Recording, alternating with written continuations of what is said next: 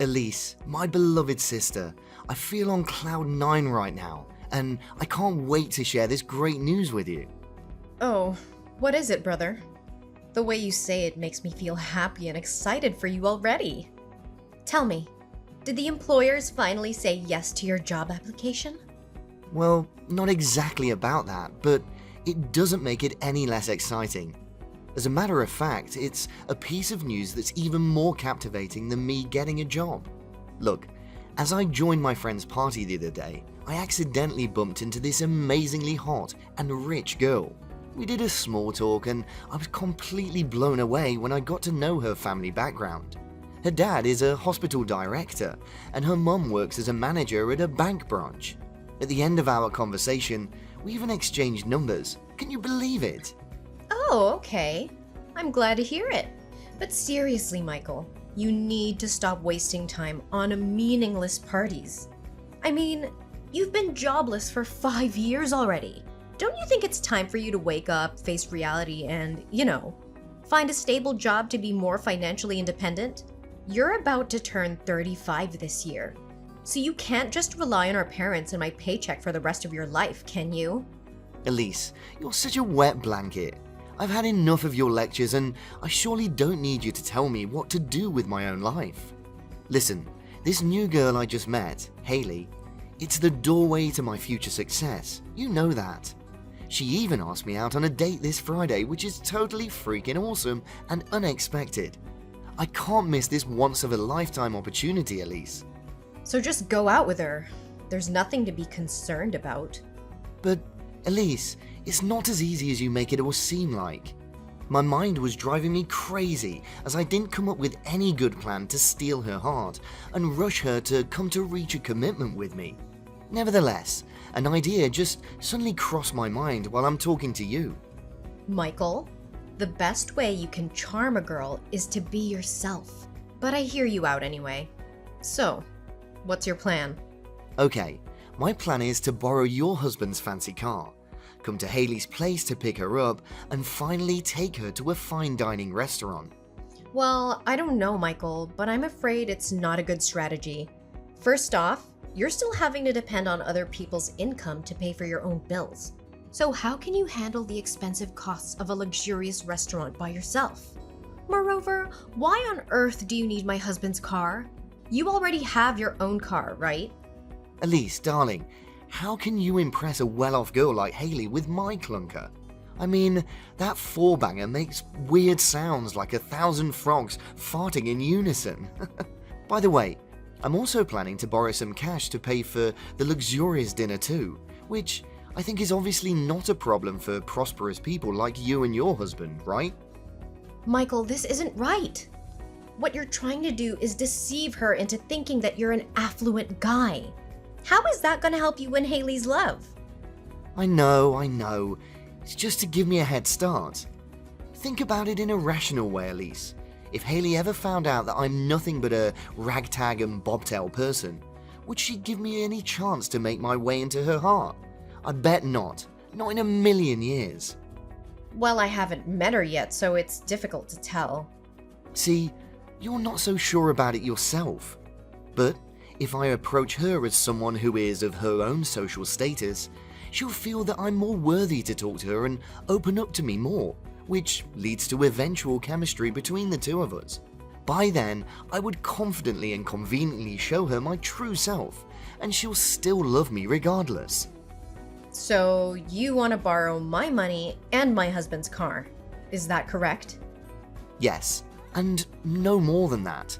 Please, Elise, you're the one and only sister I've ever had. You always treat me so nicely, and whenever I have it rough, you do the best of your ability so that I can overcome any challenges I encounter. Honestly, for everything you've done to help me so far, I really consider you my second mother, Elise. Of course I will always be there for you no matter what happens. You're my big brother, my family. How could I do it any other way? So, you agree to lend me your husband's car and some money, right? Please, Elise, this is my one and only shot to get out of the financial stagnance that I've been dealing with for years. Maybe once I get to know Haley to a certain degree, she'll come up with a way to help me find a job in her mum or dad's workplace. Isn't it great, Elise? Oh, Michael, haven't I always been trying to tell you that we're the most reliable ally of ourselves? Last time, I remember it didn't end so well between you and your ex-girlfriend. You asked me to come up with pickup lines so that you could impress her, and she actually fell for it. But when you guys actually met in person, you froze like a statue and you had nothing else to say other than complimenting her bum. She was so offended that she made up an excuse and headed home right away without even looking back at you. Hey, Elise, stop being so mean to me. I thought we agreed on not reminding ourselves about it anymore. On the other hand, my flirting skills are getting better and better at incredible speed. That's why I'm pretty confident that I can make Haley deeply fall in love with me in no time. All there's left to do is for you to give me the right tools to shine. So, what do you say, Elise? Do we have a deal? Okay, fine. Honestly, I still hold on to my thoughts that lying to someone to make them like you is a totally dull idea. With that being said, you're still my brother and I should help you the best way I can. That's my sister. I know that I can always count on you no matter what. I'll come over to your house and get the car on Friday, okay?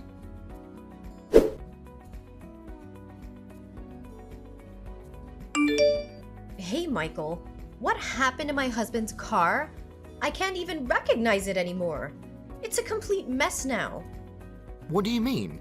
The car still looks fine.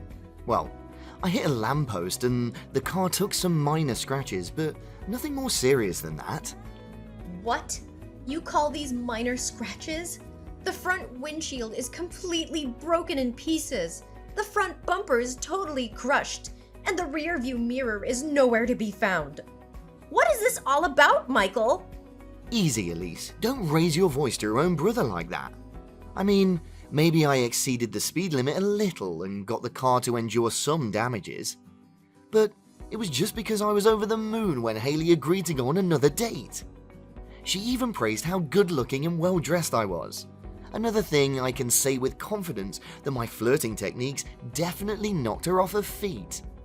Oh, I'm so glad that the $5,000 suit you borrowed from my husband actually fit you well. Now back to our main topic. What are you gonna do to compensate for my husband's car? Compensate? What are you talking about, Elise? We're family, right? Don't say to me that you're hard-hearted enough to make your own brother pay for the damaged car, aren't you? Michael, you insisted on borrowing my husband's car, and it's your duty to return it to my husband in one piece. You can't just rely on the fact that we're family members to conveniently shake off your responsibility. I know, Elise, I know, but I just couldn't imagine that a Porsche Cayman would be so difficult to control. Fortunately, the little accident happened after I drove Haley home, or else I would be in deep trouble. Yeah, good for you. Again, what course of action are you gonna take to help my husband fix his car? Did you know that my husband spent nearly $150,000 for that car? Geez, relax, Elise. Your husband's nickels and dimes are nothing compared to what I'm going to gain from Haley's family. In fact, I'll be able to pay you guys back for your stupid car soon enough, so please stop nagging at me, okay? You're incredibly ungrateful, Michael. After finally getting your hands on what you want, you decided to turn your back on me and Asher, right? Oh, come on, Elise. Don't always exaggerate everything like that. I was just so pissed off to hear you complain non-stop about Asher's car. I'm sorry, okay? By the way, I heard Mum said that your whole family's going on a vacation next week, right? Yeah. We will be traveling to Italy next week because my husband was granted some days off. How long are you gonna stay there? Well, no more than 5 days. But why all of a sudden are you interested in my family's vacation? Well, I was just wondering if you need anyone to look after your house.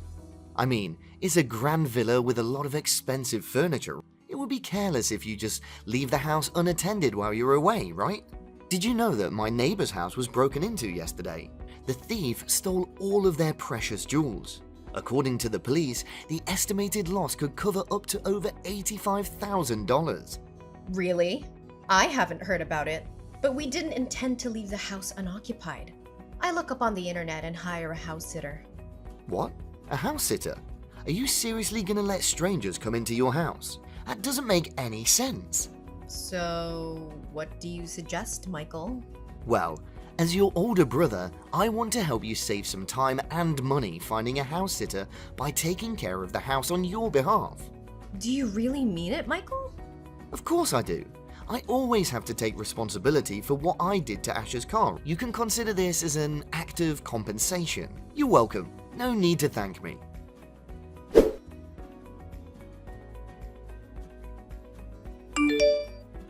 Michael, where are you?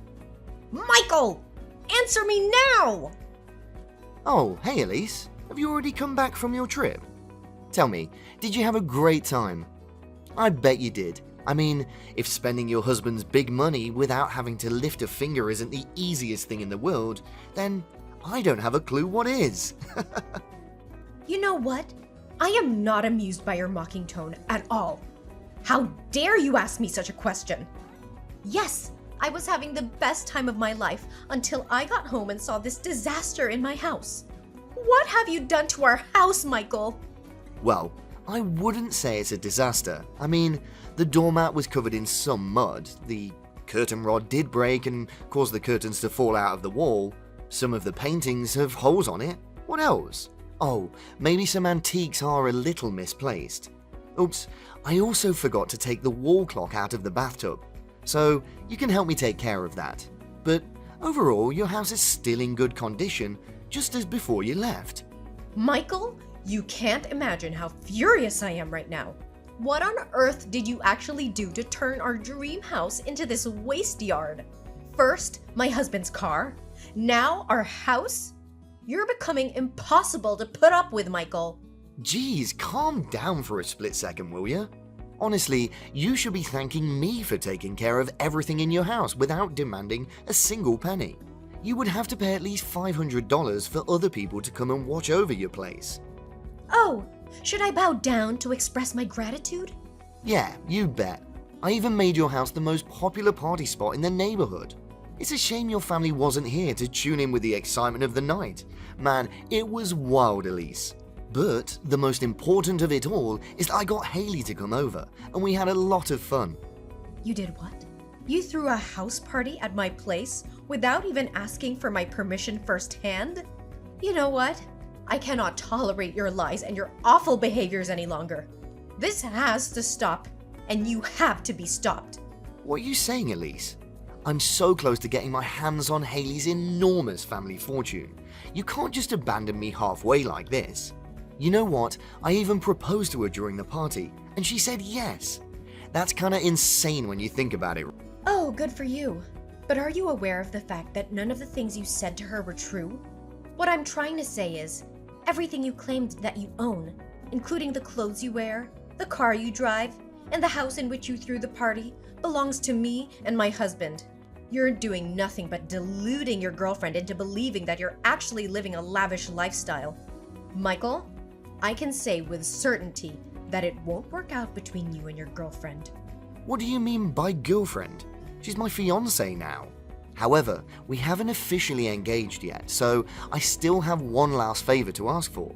Elise, my loving sister, can you somehow make me, replace your husband's place at his company? I know that Ash is holding a key position which allows him to earn over $170,000 per year. If I'm not mistaken, he's the director, right? Michael, have you just lost your mind?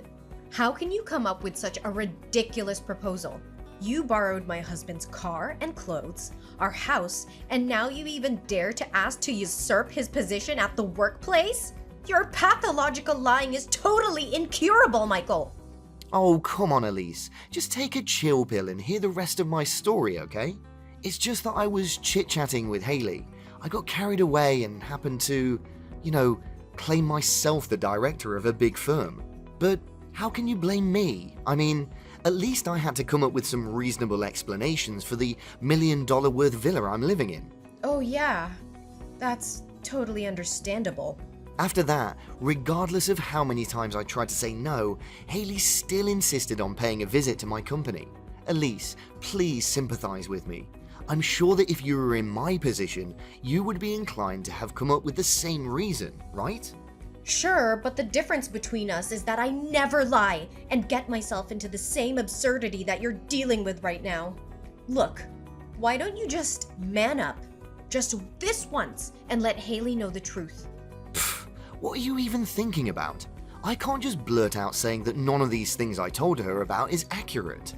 It's no different than claiming myself a liar. So you're still conscious of the fact that you're a chronic liar, huh? I'm truly amazed by that. Look, all I need your husband to do is to pretend that I was in his position for one day. He'll become my assistant and tell me how to handle things. You know, just give me useful advice on how to maintain professionality. Oh, you can show up at the company and become my secretary as well, if you would like. The more the merrier, you know. Michael, I'm warning you that your lies are pushing things way too far. If you don't stop before it's too late, everything will soon be out of control and you'll be facing unavoidably terrible consequences. I know. Just help me one last time, okay? Once my business is done, I won't bother you and your husband anymore. Fine. After all, you're my brother. How could I say no to you? Yes, I knew you would lower your ego and help your brother out. You never disappoint me, Elise.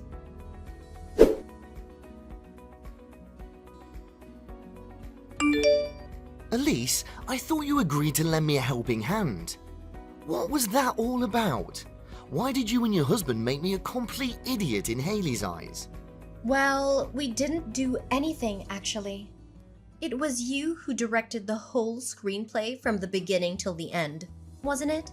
Me and Asher just played along. Why didn't you inform other staff in your husband's company about my presence in advance? And you should have told me their names too. I got their names all wrong. It was so embarrassing. Well, you bet. You don't know how much I have to refrain myself from bursting into laughter. Oh, and the fact that you held the contract upside down was totally hilarious. You should have seen your face while you were muddling up trying to figure out where to sign on it. Your girlfriend was really disappointed when you asked your assistant to help you with signing a simple contract. It was your husband's trap. He intentionally gave me the contract upside down. Oh, but that wasn't the best part of it all, right? My husband forgot to tell you that he had an important meeting that day. And surprisingly, Asher's business partner that day was actually Haley's father, Mr. Calvin. You deliberately withheld the information that Haley's father was coming that day so that you could humiliate me in front of him, right? I knew you were up to no good. Why was I stupid enough to put my trust in you? I should have trusted my instincts. I humiliated you? Think again. From the way I see it, it was you who made fun of yourself. You were completely clueless and failed to answer every one of Haley's father's questions regarding his business. Mr. Calvin was so out of patience that he said, "Why do you even consider yourself the director?" But I bet he was really struggling not to call you all sorts of crazy things. You and your husband are heartless people. But I'm still the one who gets the last laugh, because after all, your husband did miss a $34 million 10-year contract, right? He'll be responsible for causing the company to lose so much money. Well, after that, it took me and my husband quite a while to actually explain to Mr. Calvin what was going on. But it was all worth it to throw you off your mask and reveal your white lies. After all we were doing was just to spare Mr. Calvin's daughter from being engaged to a loser like you. He understood that he was willing to give my husband another chance to revisit the contract. How dare you treat me like this? This isn't funny at all. And it's not the kind of thing that a sister should do to her brother. I guess it was kinda harsh when Haley dashed the ring to the ground and trampled it beneath her feet, right? And I bet you could still feel the pain and humiliation from her slap. I hope you learn an invaluable lesson, Michael. And by the way, we're still suing you for damaging my husband's car and wrecking our house. So be prepared.